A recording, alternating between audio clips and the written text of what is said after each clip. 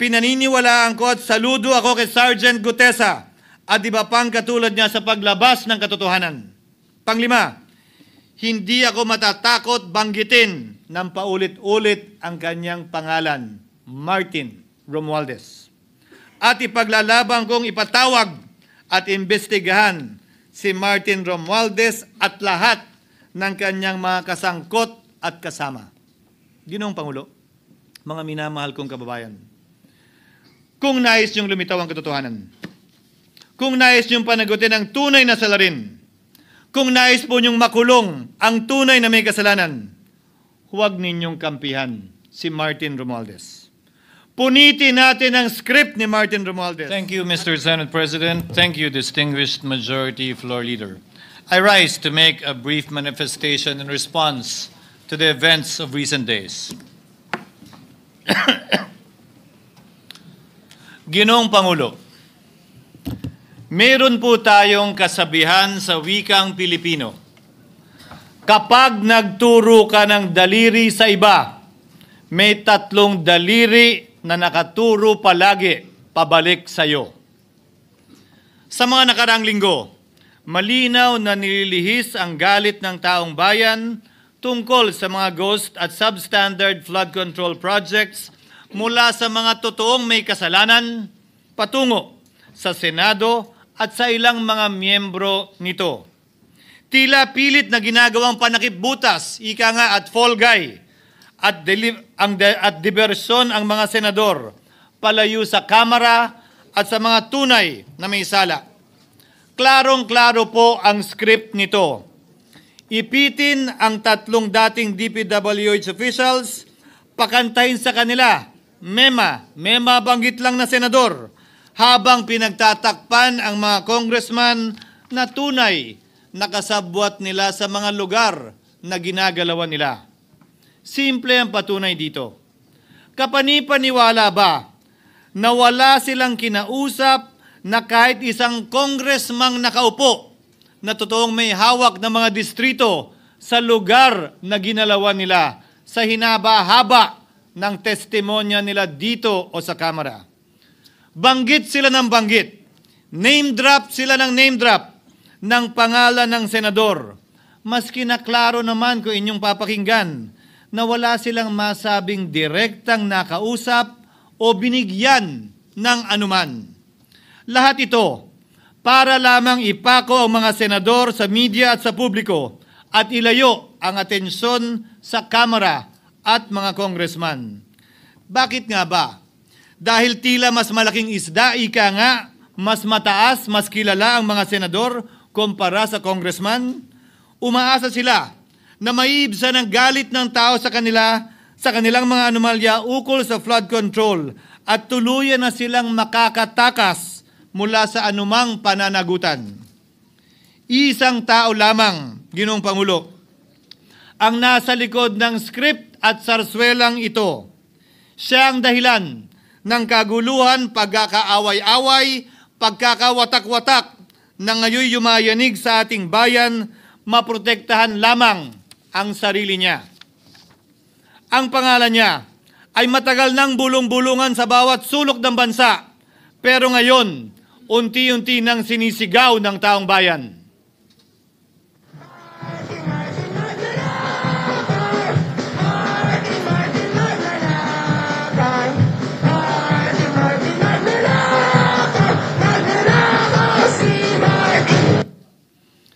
Pero Ginoong Pangulo, minamahal kong kasamahan, bakit tila sa Kamara, dito mismo sa Senado at sa ilang media ay hindi pa din nila kayang sambitin ang pangalan niya? Pues, sasabihin ko, Martin Romualdez. Minsan ang binanggit ng mga diskaya ito mismo dito sa Senado, ang kanyang pangalan. Pero agad itong pinabawi nung humarap sila sa Kamara. Binanggit ni Master Sergeant Gutesa ang kanyang pangalan. Pero ultimo notaryo, natunto nila at pinabawi nila ang pagnotaryo. Buti na lang, huli na't nasabi na niya ang pangalan ni Martin Romualdez na pinanumpaan dito mismo sa ating Blue Ribbon Committee. Hindi ba't si Ginoong Gutesa, hindi ba't si Sergeant Gutesa lamang ang bukod tanging testigo na walang kinalaman, hindi sangkot sa flood control issue, walang hininging immunity, deal o proteksyon kapalit ng kanyang pagtestigo. Siya ang kauna-unahang nagtestigo na personal na naghatid ng pera sa bahay mismo ni Martin Romualdez. Ang salaysay niya, Ginoong Pangulo, ay kumpirmasyon ng matagal nang isinisiwalat ni Congressman Chanco at Mayor Magalong kung sino ang ulo sa paglilimas sa kaban ng bayan na ating naririnig na rin. 13,803,693 with Congressman Saldico as proponent. For the record, ang binabanggit po nating Representative Elizaldico, siya po yung chairman ng House Appropriations Committee. Walang kaduda-duda yan. Ito nga, hirap na hirap silang banggitin pa yung isa sa mga mastermind nila dyan, si Saldico. Hirap na hirap pa silang banggitin. May isa pang mas mataas sa kanya? Hindi naman gagalaw yun kung walang... Siyempre, hindi naman gagalaw yun kung walang pahintulot yung mas mataas sa kanya. Just the House Speaker. Ginoong Pangulo, pahintulutan niyo po ako magkwento ng konti upang patotohanan ang mga salitang ito. Taong 2023 nung tinalaga si Ginoong Kiko Laurel bilang kalihim ng kagawaran ng agrikultura. Bilang suporta sa kanyang mandato, tinanong ko noon ang isang simpleng katanungan sa budget process natin.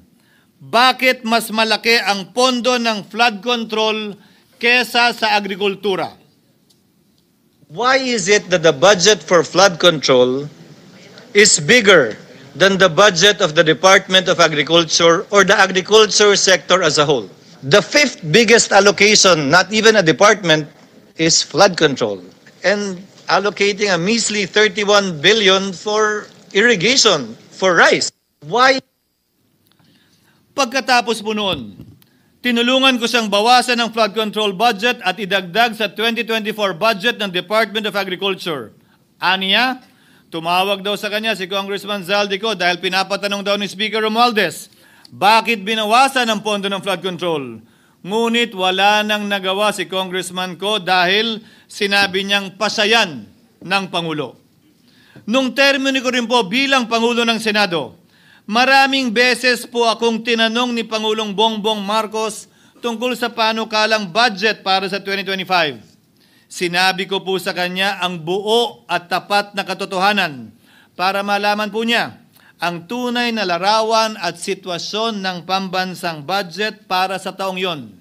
Ito marahil, Ginoong Pangulo, minamahal kong kasamahan, ang isa sa mga dahilan kung bakit pinag-utos ng Pangulo ang pag-veto at pag-for late release sa FLR at pag-hold ng malaking bahagi ng budget nila.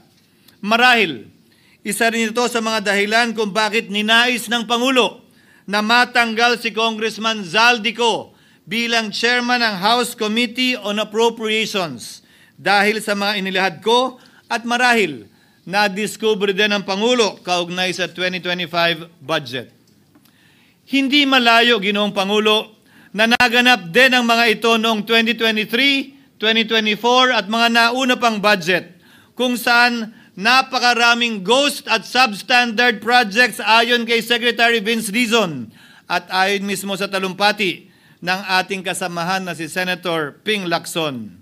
Ngunit marahil ay walang naglakas loob na sabihin ang katotohanan kay Pangulong Marcos o magsumbong sa kanya kaugnay sa ilang mga bagay na ito bago ako. Nais ko din pong kumpirmahin ang sinabi ni Congressman Toby Chanco na ang pag-file ng impeachment complaint laban kay Vice President Sara Duterte ginamit na paraan ni Speaker Romualdez para mag-release ng pondo nila na naka-FLR or for late release bago mag-eleksyon. Maski na alam po niya na hindi po ito kayang talakayin ng Senado hanggang sa Hunyo pa mula nung simula. Ulitin ko, ginamit ni Martin Romualdez ang FLR at ang pangalan ng Pangulong Marcos upang itulak ang kanilang unconstitutional na impeachment complaint. Sabi nila, pumirma kayo dahil kung hindi lalabas ang pondo nyo na naka-FLR bago mag-eleksyon. Subalit, Ginoong Pangulo, hindi ito umubra. Hindi ito umubra dahil tinanggihan ito ni PBBM. Sinabi niyang walang ganyang uri ng usapan at sinabi niyang hindi niya gagawin yon. Kaya't hanggang ngayon, nananatili pa rin for late release ang mga questionableng pondo nila. And that is why, Mr. President, distinguished colleagues, at the height of the impeachment controversy and amidst the passion of some sectors to remove the Vice President at all costs, I urged prudence and level-headedness because I knew that greed and not accountability was the reason behind it. In the end, Mr. President, the Supreme Court vindicated us. The Supreme Court vindicated us by saying, among others, quote, "There is a right way to do the right thing at the right time. This is what the rule of just law means." Close quotations. Ginoong Pangulo, sinisi po sa akin ni Speaker Romualdez ang pagkakatanggal kay Congressman Zaldico. Sinisi po niya sa akin ang pag-FLR or for late release ng kanilang mga proyekto. Sinisi po niya sa akin ang pagkakadismiss ng impeachment complaint laban kay VP Sara na nakikita niyang makakatunggali niya sa susunod na halalan. Sinisi din niya po sa akin ang pagkakasira ng kanilang maitim na balakin sa 2025 budget na nagawa nila ng walang balakid na mga nagdaang taon. Ginoong Pangulo, naging tapat ako at ginawa ko lamang ang aking tungkulin. Kung ano ang tingin kong tama at nararapat para sa bansa at sa sambayanan. Subalit, sa kabila po nito, nagsimula na ang lahat ng bira, paninira at kaso laban sa akin at sa Senado. At ang nasa likod ng lahat ng ito, walang iba kung hindi si Martin Romualdez. Ika nga ni Mayor Magalong na ngayon lamang nakita ko sinisiraan na rin ngayon. Bakit ko ba nilabanan at binisto sila Speaker Romualdez mula noon hanggang ngayon kung kasabwat at kasapakat lang din nila ako? Hindi ko po gagawin yon. Sa sahig ng tennis court, ang nasabing gusali sinimulang pinatayo noong ika-6 ng Oktubre taong 2022 at ang kontraktor, ang St. Gerard Construction na pagmamayari ng mga diskaya na nasangkot ngayon sa mga maanumalyang flood control projects. Dahil dito, kwenasyon ng ilan ang pagiging special advisor ni Mayor Benjamin Magalong sa ICI. Lalabanan ko ba yung ang lalakas na yan, sila Speaker? Lalabanan ko ba yung mga mayayaman na yan? Kung ako'y bulok, I fought for what is right. Ano nga ba ang ginawa nila sa akin? Una, hinalungkat ang isyu ng campaign contribution na tinanggap ko mula sa isang individual na may-ari ng kumpanyang nakakuha ng kontrata sa gobyerno. Inipit niya ang budget ng COMELEC sa Kamara dahil dito at binusisi ang di umano kaso kong ito. Subalit, Ginoong Pangulo, tulad ng sinabi ko sa simula ng aking talumpati, kapag ka nagturo ka ng daliri kanino man, may 3 daliring nakaturo pabalik palagi sa iyo. Anong nangyari? Hindi ba't biglang may lumabas na ulat ng PCIJ na ang dami naman palang opisyal, hindi lang senador, mas mataas pa ang tumanggap din ng ganung uri ng kontribusyon noong 2022 elections? Ang tanong ko ay simple. Kung legal at walang mali sa ginawa nila, edi dapat legal din at tama ang ginawa ko. Pero bakit ako lang ang iniimbestigahan tungkol dito? Higit pa doon, Ginoong Pangulo, hindi ba tayon kay Mayor Magalong merong 67 na miyembro ng Kamara na kontraktor? Ito po ay mga miyembro ng Kamara na may construction firm na nakakuha ng kontrata sa gobyerno. Kung bawal talaga ito, ibig sabihin ba niyan, bawal na nilang gastusin ang sarili nilang pera para sa kanilang sariling kandidatura? Bakit hindi din binubusisi yun? Bakit hindi inaalam yun? Ako lang talaga? Pangalawa, inintriga ni Martin Romualdez ang dating liderato ng Senado dahil sa pagkakaupo at pagdinig ni Senator Marcoleta sa Blue Ribbon Committee dahil marahil sa pananaw niya ay hindi siya safe kay Marcoleta. Ngunit, Ginoong Pangulo, sa hindi niya inaasahang pagkakataon, nung araw ding yun, nagsalita ang mga diskaya, pinangalanan ng 17 congressman na kasosyo niya kabilang ang pagbanggit na naman ng pangalan ni Martin Romualdez. Karamihan sa mga kawani ng DPWH na nabanggit sa itaas ay paulit-ulit na binabanggit ang delivery ng pera ay para sa kay Saldico na dapat at least 25%. Si Kong Marvin Rillo naman ay ilang beses na binabanggit ang pangalan ni Speaker Martin Romualdez bilang kanyang malapit na kaibigan. Karamihan sa mga Isa na naman po itong patunay, Ginoong Pangulo. Kapag ka nagturo ka ng daliri sa iba, may 3 daliring nakaturo pabalik sa iyo. Pangatlo, sa pagdinig ng Blue Ribbon Committee kung saan niname drop ako ni Yusek Bernardo, bagaman inamin niyang personal na mismo na hindi niya rekta kung nakausap o binigyan ng anuman, bigla namang tumestigo si retired Master Sergeant Gutesa at muling pinangalanan si Martin Romualdez na hinahatiran daw niya ng pera sa mismong bahay nito. Ang bawat malita ay may lamang humigit kumulang 48 million pesos. Kalimitang dinadala sa bahay ni Congressman Saldico, ibababa lamang namin ay 35 malita para i-deliver sa bahay ni House Speaker Martin Romualdez. Gamit ang script niya sa pagturo sa akin, ayan na naman. May 3 daliring nakaturo palagi pabalik sa kanya tuwing ginagawa niya yan.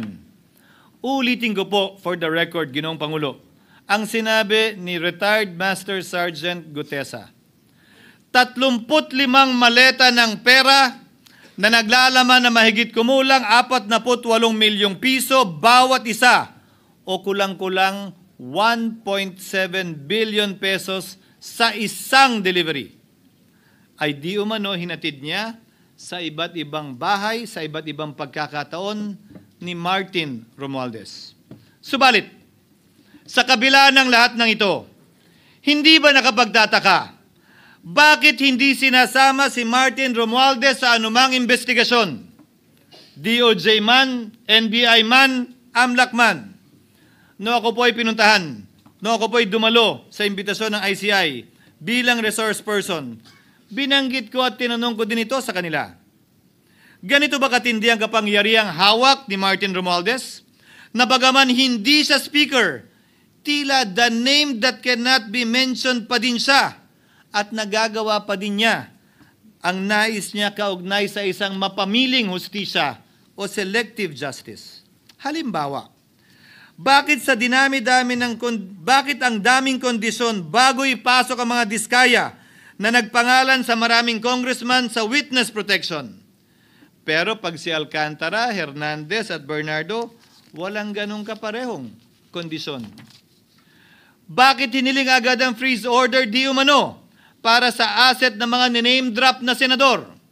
Pero maliban kay Congressman Zaldico na mukhang nilalaglag na nila, ni isang congressman walang request para sa freeze order. Pagdating naman kay Martin Romualdez na dineliveran ng bilyong piso sa bahay mismo niya, ang sabi ay, quote, "We will work on it lang." Bakit interesado ang lahat sa 6 na senador na idadawit di umano ni Bryce Hernandez na handang-handa tayong alamin sana kung sino-sino sila para mapagpiestahan natin sila? Pero nung sinabi ni Bryce na hindi pala senador, kung hindi kongresista lamang ang papangalanan niya, aba, biglang naglaho ng parang bula ang atensyon. Parang wala na nagtanong. Parang wala nang interes para alamin, sino-sino nga ba yung mga yan? Kung ako po yung tatanungin nyo, alam ko merong 6 na senador eh. May nagtatanong sa akin, bakit wala si Cheese? And my answer to that is, I'm almost sure, though probably hindi ma-mention si Cheese, simply because walang insertion doon. Si sa Bulacan. Escudero, wala doon. Hindi po senador yung laman nung computer ko. So fake news yun, ha? May 6 na senador na nunumbrahan mo daw. Mga congressman yung nasa computer mo. Yes, yung nasa computer ko po, congressman po. Okay, thank you.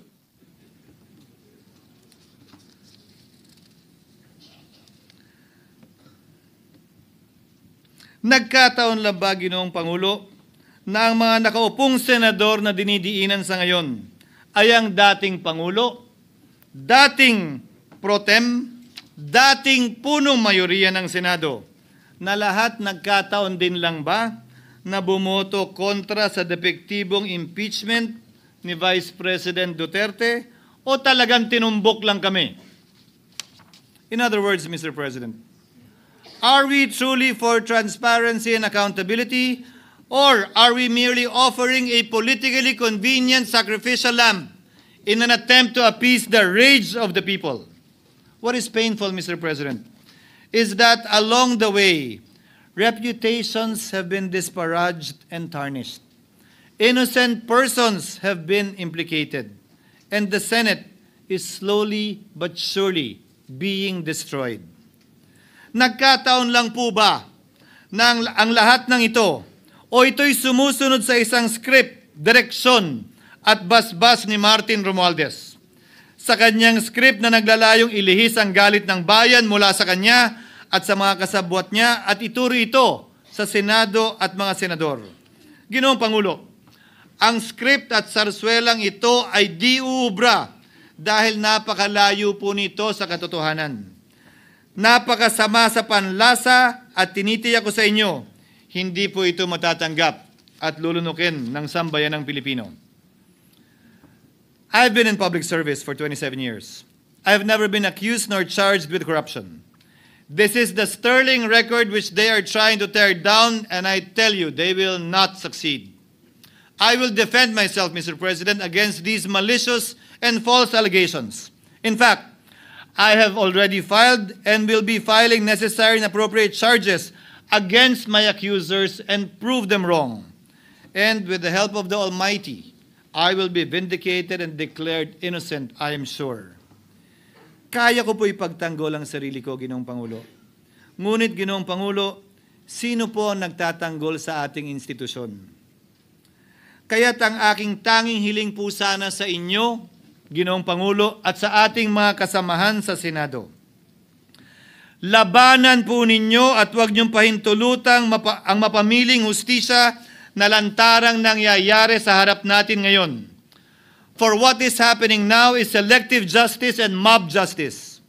Members of the Senate have been thrown off a cliff before the court of public opinion in an attempt to mollify the people's rage, thereby covering up the real perpetrators and giving them a chance to get away. Mr. President, I will not allow justice to be weaponized against the innocent to protect the guilty, because this corrodes the legitimacy of the law before our people's eyes. Wala pong naniniwala, bagkos lahat nagtatanong, bakit walang congressman nakasama sa investigasyon? But what about the other congressmen in Bulacan? Why haven't they been questioned? Called out, yeah. You think that they do not know what's going on? Ginoong Pangulo, mga minamahal kong kasamahan, huwag po tayong sumunod sa script ni Martin Romualdez. Labanan po natin ang script na ito. Pasagutin at imbestigahan lahat ng niname drop at nabanggit, congressman man, senador man at iba pang opisyal, at dapat kasama dito si Martin Romualdez. Ginoong Pangulo, hindi ba natin nakikita na pili tayong pinag-aaway-away? Mayaman, mamamayan laban sa lingkod bayan, lokal laban sa nasyonal na opisyal, congressman laban sa kapwa congressman, at ngayon, senador laban sa kapwa senador, pamilya laban sa pamilya, Pilipino laban sa kapwa Pilipino. Ginoong Pangulo, tandaan po natin, mas madaling manipulahin at ang nag-aaway at nagkakawatak-watak na bansa. At ito ang eksaktong gusto nilang mangyari. Ito, sa aking paniniwala, ay bahagi pa din ng script at sarswela na nais palaganapin ni Martin Romualdez upang lituhin, guluhin, linlangin at sirain ang ating lipunan at bansa para lamang huwag siyang mabisto. Sana ay huwag nating payagang mangyari ito.